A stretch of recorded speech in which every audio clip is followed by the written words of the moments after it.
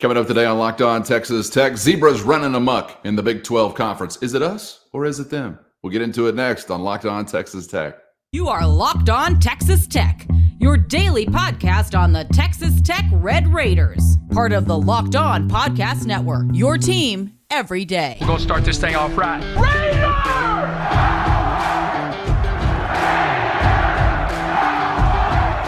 Everything runs through Lubbock.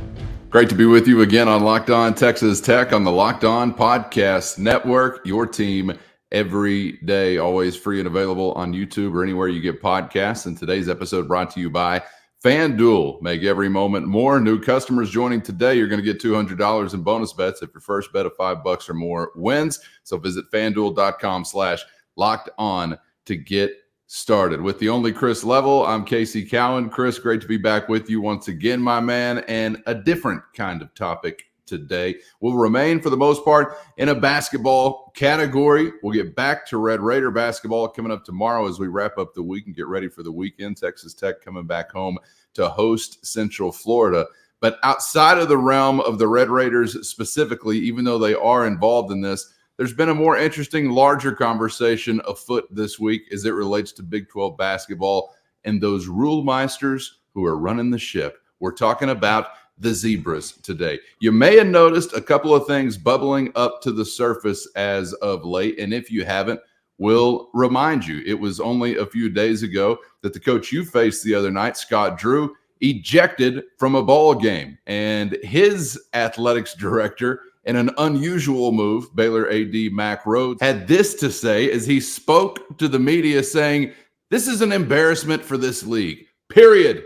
This league needs to get better when we think about our officiating." Okay, that's a little unusual. Get a little hot under the collar here or there maybe. But then the good times just continued to roll. As newcomer to the league, Kelvin Sampson got a little hot under the collar as well in some recent days.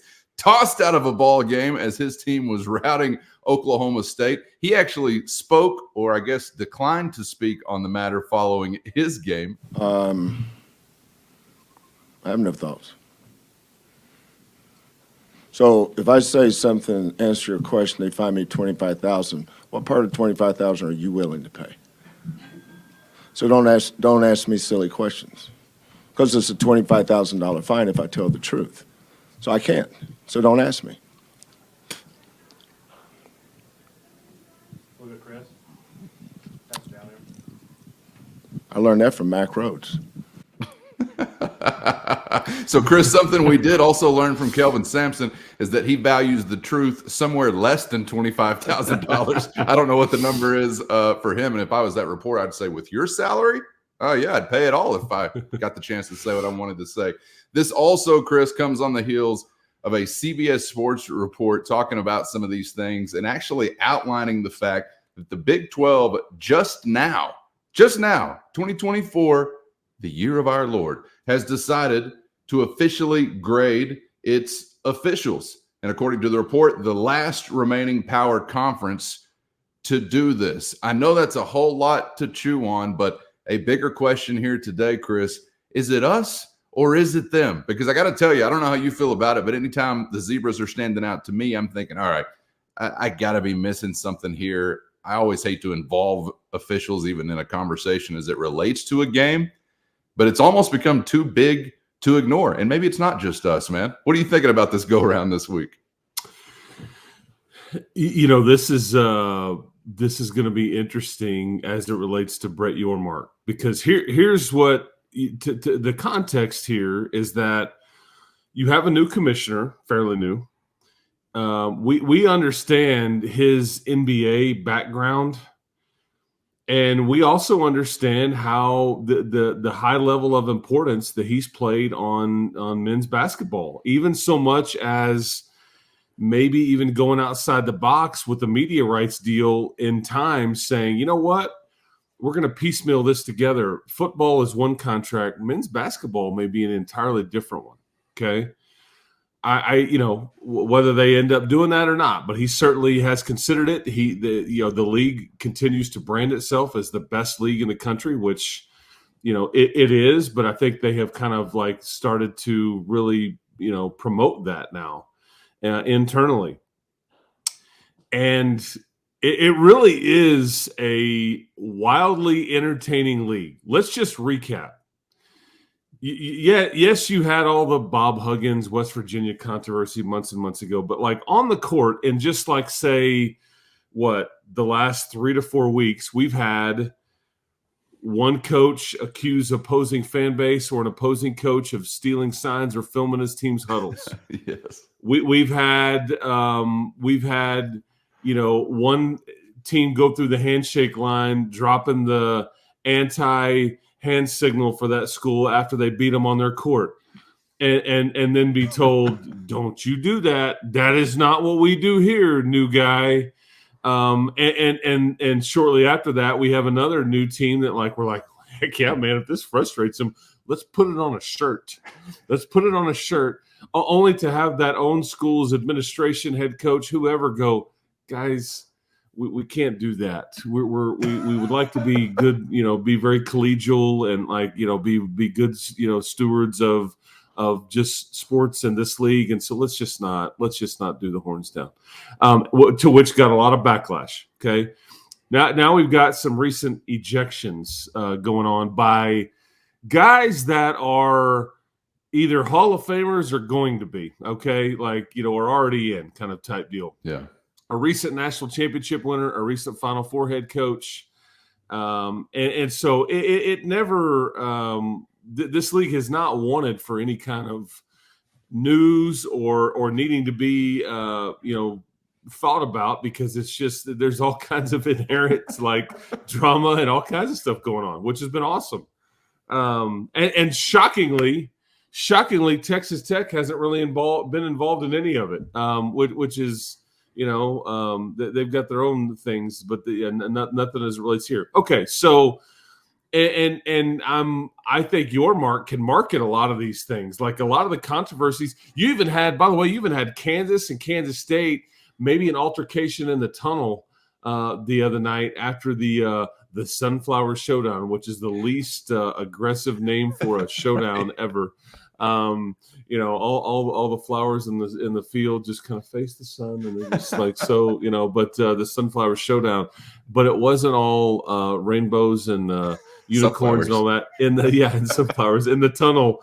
Apparently at the Octagon of Doom after that one, right. Nobody really wanted to talk about it, but some things were said. Some people were asked about said things. Nobody really wanted to address it. But anyway, but all this to say, it's kind of like WWE type stuff. I love it. I mean, add more spice into the mixture here, and at some point it becomes combustible.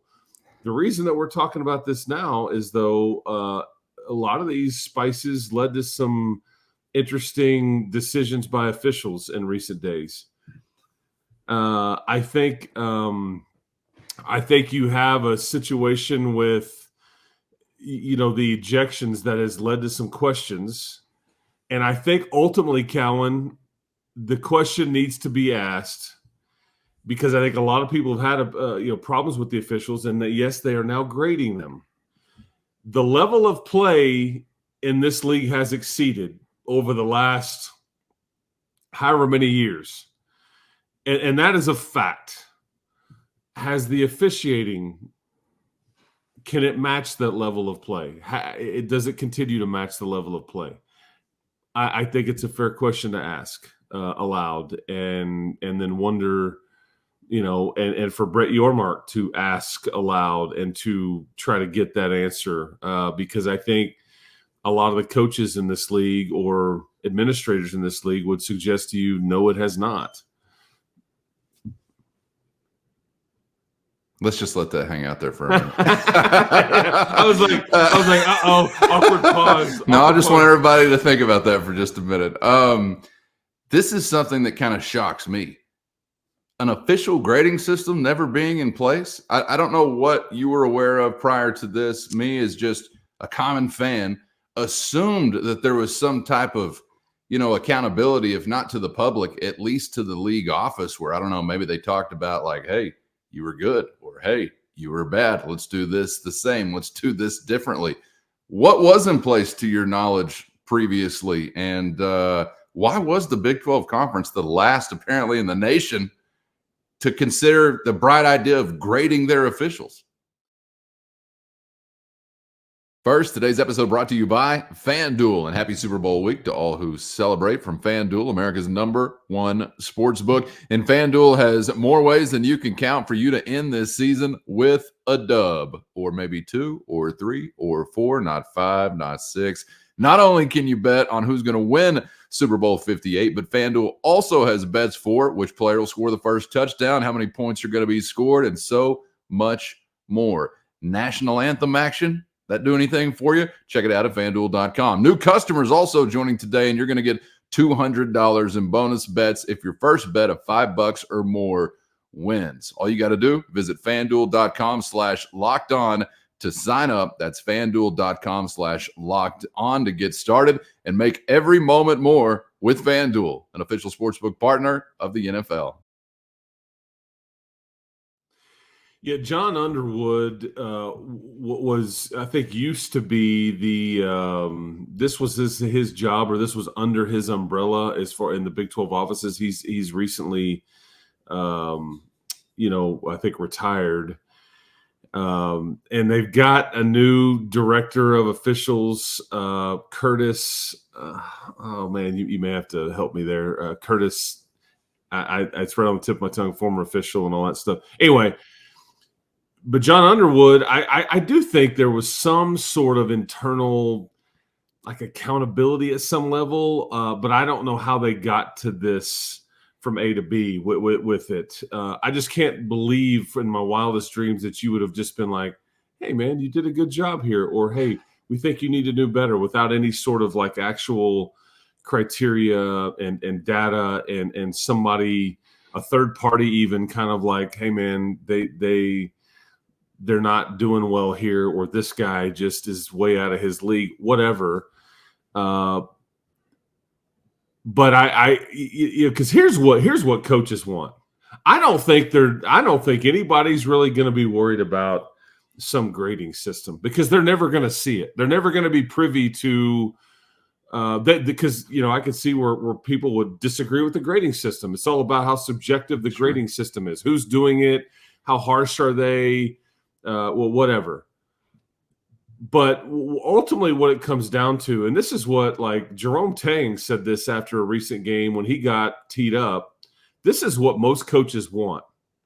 And I think if Kelvin Sampson could tell the truth and not worry about dropping $25,000, he would have said, we just want some explanations. We want some accountability. And we want some transparency here with why a call is made maybe on one night and not on the other. Why a call is made in one half and not in the other. Yeah. Why? I mean, because I'll just say this: the official directly involved with the non-call in Kelvin Sampson's tirade. Okay. Which it was. He got his money's worth. Oh yeah, and because he'll get some sort of fine for ranting and raving. And at 68 years old, man, shout out to you, man, because you really cared. He was moving pretty quick, man. He got down the floor pretty quickly, and he had things to say, and people were going to hear those things to say. And so amazing how crazy right there in that moment. And then he was very calm, measured and arms crossed. It's don't ask me silly questions, man. I'm not going to give up my money. But the same official that no call there is the same official that called your bogus flop call in Fort Worth on Pop Isaacs, which just was not. Yeah. And if anything, should have been a foul on the defender. So there are really good officials in this league. And I'm not saying that they're perfect, but what you've had, Cowan, is you've had an expansion of the league. So you've got more league games. And so I've seen 2 or 3 brand new officials that I've never seen before calling league games. Oklahoma, there was one. I believe you had one. I want to say it was either the BYU or the Kansas State home game for you. There was a brand new official calling his very first Big 12 game.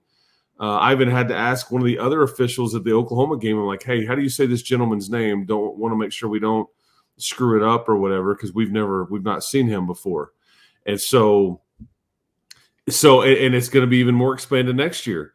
But I think because in the NBA, they do like the pool reporter. Like if there's a question about the official, there's like a neutral reporter or a reporter that is selected on behalf of the media that has like a back and forth with like, can you clarify why, if there's ever any controversy? And sometimes the NBA that there is, I think the NFL does this same, kind of has the same thing. But I don't think college basketball has such things, because these officials are like, you don't ever hear from them. You don't, and again, there's probably some reasons for that. Not that they need to be like a target. John Higgins, who's since retired, he was targeted by the Kentucky fan base, and there was a lawsuit, and the Kentucky message boards and all these things, they had to stand down. I mean, they were in the wrong. They were leaving bad reviews on John Higgins's like roofing business website, and the courts deemed it like, this ain't right, So I know it's a bit of a mess. I think though that it's very fair to like wonder if you're getting as good of officiating as you could in the Big 12, which is the top league in the country.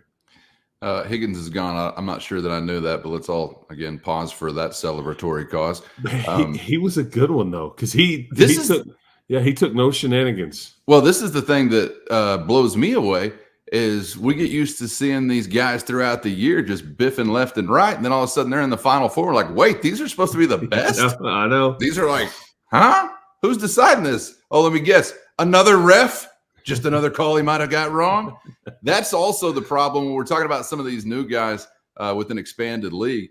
It's not even them that I'm focusing in on yet. I hate that I am so familiar with so many officials in the Big 12 Conference. You got Frosted Tip guy, I guess now retired. You got bald guy, and you got the sensitive psycho, Doug Sermon. There should be no reason whatsoever to even know the name of these guys when you're talking about a fan's perspective. Obviously, I understand it's a little bit different from a coaching perspective. One word you didn't mention there that I thought we were going to get to pretty early: consistency. And watching Big 12 basketball officiating has led me to believe over the years, I've said it before, that officiating basketball must be more difficult than flying to the moon in a manned spacecraft, because we have seen one happen and we've never seen the other happen. I guess I'll let you guys decide which one actually happened. You can let us know in the YouTube comments, but I don't know. Maybe it's just that difficult. And I've always thought, Chris, maybe you need to be paying more because you're not attracting the best candidates. Well, I guess. I don't know. I'm not exactly sure where that salary falls, but I'm befuddled when it comes to solutions for some of these problems. But it kind of seems like, to answer the question that's on the screen, is it us or is it them? It ain't just us that's noticing some of these things. It's kind of like the Oklahoma game a few weeks ago, where Texas Tech is being officiated in a different way for 85% of the game. And then all of a sudden they say, we're going to flip the script and we're going to start shafting OU. Now, I love as a Tech fan when we start getting those calls, but I'm telling the buddies I'm watching the game with, those are still horrible calls. So you have everybody leave the game mad, and maybe that's their goal at the end of the day. Hey, somebody's going to be pissed off at us one way or another. Boys, let's just see if we can get everybody pissed off at us whenever we wrap this thing up. But I know it's not an easy job, but it's still a job that can be achieved. And I don't know if accountability would help anything at all, but I do live in a fantasy world where I would love to see an official sitting behind a podium at the end of the day, having to answer questions from the media or whoever it has to be, because if it's good enough for an 18 to 22-year-old to have to do, I don't know why it wouldn't be good enough for an official to have to do. But that's probably a pipe dream. Yeah, and it is, because as a coach, you teach your players to, because games are officiated differently. It's like a home plate umpire. One guy's strike zone is different than another. Okay, one guy likes that he's going to give you the paint. The other guy's like, man, I'm not. We're not doing that. You're going to have to be really good today, and hitters love it. It's like, okay, they got to be perfect. Officials in basketball, it's subjective, but yeah, that's what we said, is that I'm frustrated when it's a foul in the first half, but not the second. But you have to understand, like, this is just the way it works. It's the psychology or the rhythm of the game. But more often than not, you may see a fairly lopsided foul count, and then you look up a bit later and it's evened up. This is just kind of how it goes. I think that is always fascinating. And I think that, like, a guy like I've even talked about this on the broadcast, like when Pop Isaacs gets that sense that his team hasn't gotten a call a bit and it's a bit lopsided, I think that's when he starts sticking his head down, getting downhill and being aggressive, because this is what is equal to a lot of free throw trips for him recently. Yeah. It's the psychology, like the catch-up game, like, oh, it's 5 fouls to 1. The crowd's really booing or they're really into it. I mean, I just stick my head down and get to the bucket and, like, whistle blows, and it's like a tale as old as time. It's that even-up game.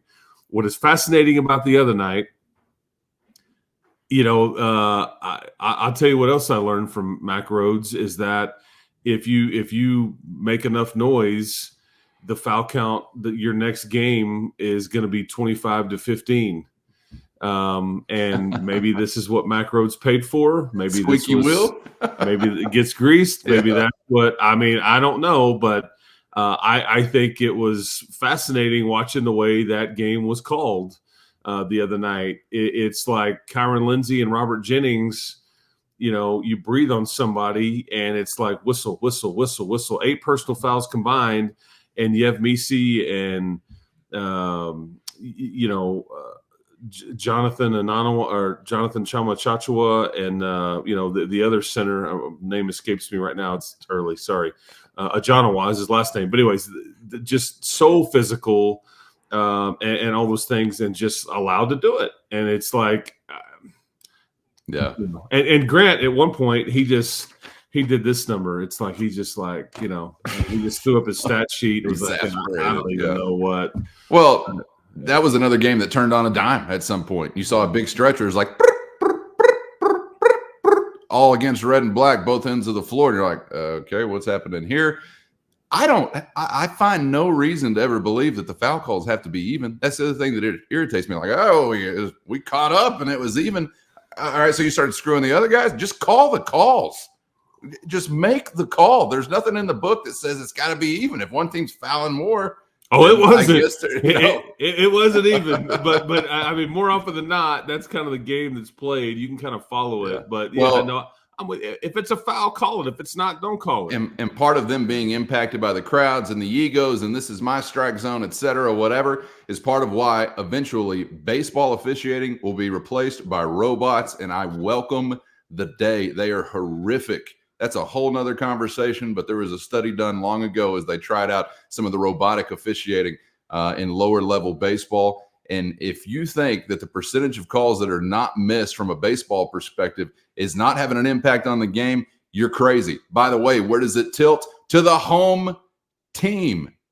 That's a whole nother conversation I could get back into, but that's going to happen at some point in time. I don't know how we ever do that from a basketball standpoint. You'll be having to grease those robot wheels up and down the floor to keep them moving that fast. But an old fat boy standing behind home plate, that sunbuck can be replaced by a blinking light in the outfield. I mean, quicker than you can say, foul ball. All right, let's give them something else to argue about in the YouTube comments before we're out of here today, Chris, because we had a question from the YouTube comments I wanted to get to, well, that involves you.